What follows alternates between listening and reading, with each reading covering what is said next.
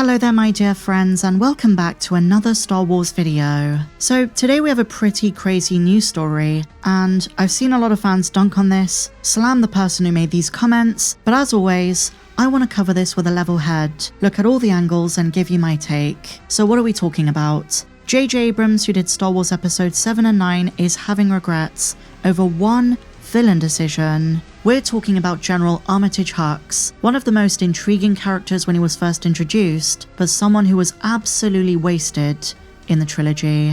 When he first appeared on Starkiller Base, he was ruthless.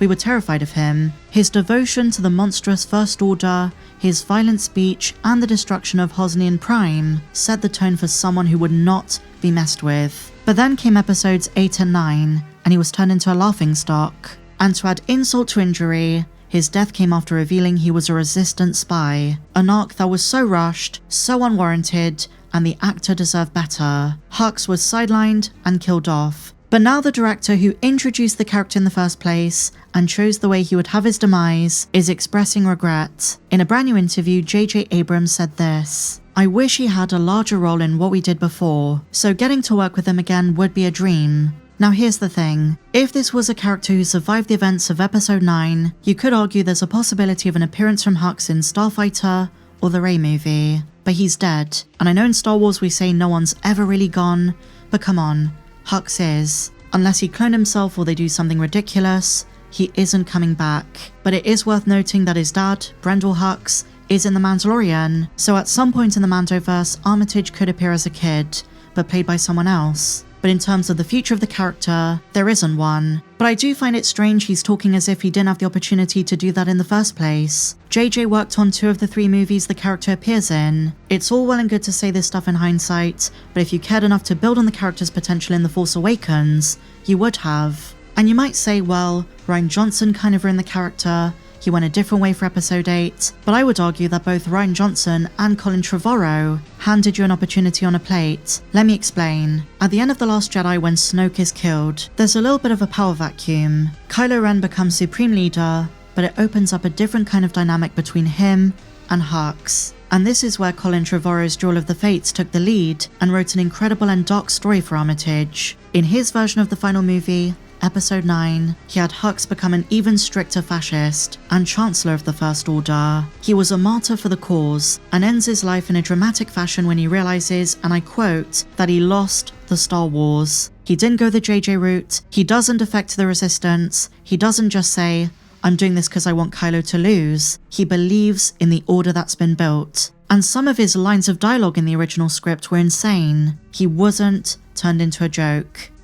And I know Duel of the Fates is flawed, it's not perfect, but certain creative choices like this, with certain characters, would have enhanced the trilogy. Hux was sidelined, Finn was sidelined, and so was Rose Tico. But JJ's talking as if he didn't have any choice, and it makes you wonder if there are certain ideas he wanted to implement where Kathleen Kennedy and others at Lucasfilm said no. We'll never know the full picture, but at face value it doesn't make any sense. JJ had 2 of the 3 sequels, and we know he had access to Colin's script, so he could have built on some of those concepts. According to JJ, Hux was inspired by Tarkin, not as well spoken and definitely more clumsy and cowardly, but the foundations were there. In the same way Starkiller Base was inspired by the Death Star, but I wish they'd pushed the envelope.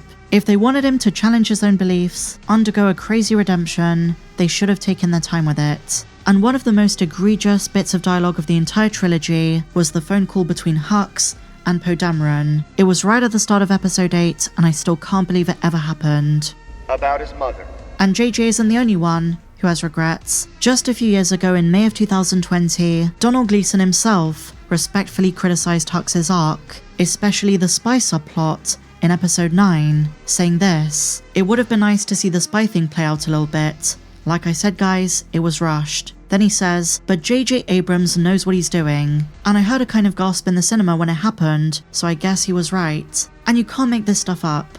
Domhnall is literally saying that it was JJ's decision, J.J. Abrams' creative prerogative, to have the events of episode 9 play out the way they did. So it wasn't Kathleen Kennedy, it was JJ, the person who now expresses regret. I wonder what else he regrets. I wonder if, like I say with hindsight, nowadays he's got a very different take on his movies, on episodes 7 and 9. because someone like Rian Johnson is the opposite. RJ stands by every decision he made in The Last Jedi. But with The Force Awakens and The Rise of Skywalker, I wonder what JJ would say about some of the other stuff. Things that you think are going to just be so well received, just crash and burn, and other things that you think like, oh, that's a little small moment, that's a one episode character, suddenly become a hugely important part of the story. And I feel like the lesson is that you have to plan things the best you can. And you always need to be able to respond to the unexpected.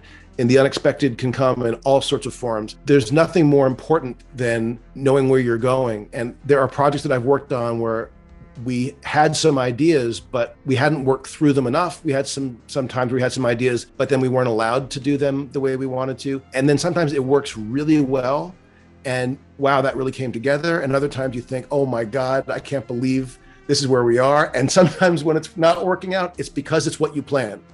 But with all of this stuff, what is done is done. You can't turn back the clock, we just have to look to the future. But it's very rare for a Star Wars creative or director to come forward and say, you know what, with this specific scene or this specific character, we should have done things differently. And I would wager to some extent, most directors and writers have this. Art is a continuous process. Look at what George Lucas did with the special editions. I think it's normal, as life goes on, as time passes, to go back and look at what you've done and say, okay, maybe I would have done this differently, or I would have changed this or that. But let's take a look at some fan reactions. This person says, the audacity of this man. You wrote it, didn't you? Or are you trying to tell us you didn't have control over The Rise of Skywalker? Which is it, JJ? Was this movie written by Iger himself? I stand by what I've been saying, free Lucasfilm from the clutches of the CEOs of Disney. Josh D'Amaro, don't let us down. And inevitably this brings up the question of, how much creative freedom did those directors have? But also, what are the implications for Lucasfilm going forward? With Josh D'Amaro taking over Disney, are we going to see more creative freedom from Lucasfilm directors, or less? This comment says, he should have been the guy working against Kylo, not as a spy, but as opposition. Hux was a zealot, so ruthless that he had no issue destroying the entire Republic capital. I wish he was treated more seriously after 7. Absolutely agree. But also keep in mind, and this is a bit of a misconception, Hux did not become a spy till after episode 8. He wasn't a spy since day 1. That's something a lot of fans confuse. They say he was always working with the Resistance.